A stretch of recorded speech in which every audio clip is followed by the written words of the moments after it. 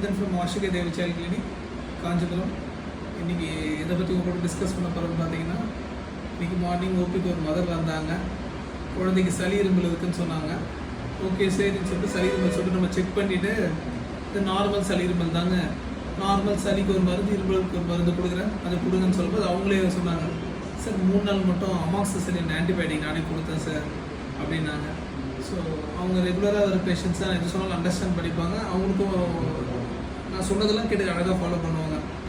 அப்போ தான் அவங்களுக்கு சொன்னேன், ஒரு குழந்தைக்கு 5 நாள் ஜுரம் சரியாலாம் கொடுப்போம், நிமோனியா, ஹை இன்ஃபெக்ஷன்ஸ் இருக்குது, ஜுரம் ரொம்ப கண்டினியூஸாக இருக்குது, பாப்பாவுக்கு வந்து ஒரு சில செக்லாம் பண்ணி பார்த்துட்டு தேவைப்பட்டதான் கொடுப்போம். ஜுரமே இல்லை, பாப்பா ஆக்டிவாக இருக்குது, சாதா சளிகளுக்கு வந்து அவங்களுக்கு இந்த அமாக்சிசிலின் பொதுவாக வந்து நீங்கள் ஃபாரின்லாம் போய் கேட்டால் கொடுக்க மாட்டாங்க.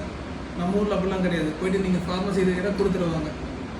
ஆக்சுவலி கொடுக்கக்கூடாது, ஆனால் நம்ம ஊரில் கொடுப்பாங்க. வெறும் சளி இருமலுக்கு ஆன்டிபயோட்டிக் கொடுக்க வேண்டாங்க, சரிங்களா? அப்புறம் உங்கள் குழந்தைங்க அது தேவைப்படும்போது அந்த மருந்து பயனெல்லாம் போயிடும். இப்போ தேவையே இல்லாதப்போ அந்த மருந்து கொடுக்கும்போது உங்கள் குழந்தை அந்த மருந்துக்கு அக்செப்ட் பண்ணிப்பாங்க.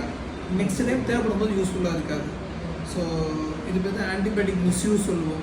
பொதுவாகவே பேரண்ட்ஸ் வந்து சளி வந்து நீங்கள் கொடுக்கலாம், பட் ஆன்டிபயோட்டிக் தயவு செஞ்சு கொடுக்காதீங்க. அவங்கள்ட்ட நான் சொன்னப்போ அவங்க அண்டர்ஸ்டாண்ட் பண்ணிக்கிட்டாங்க. பட் நீங்கள் யாரும் அது மாதிரி ஃபாலோ பண்ணாதீங்க, சரியா? தேங்க்யூ.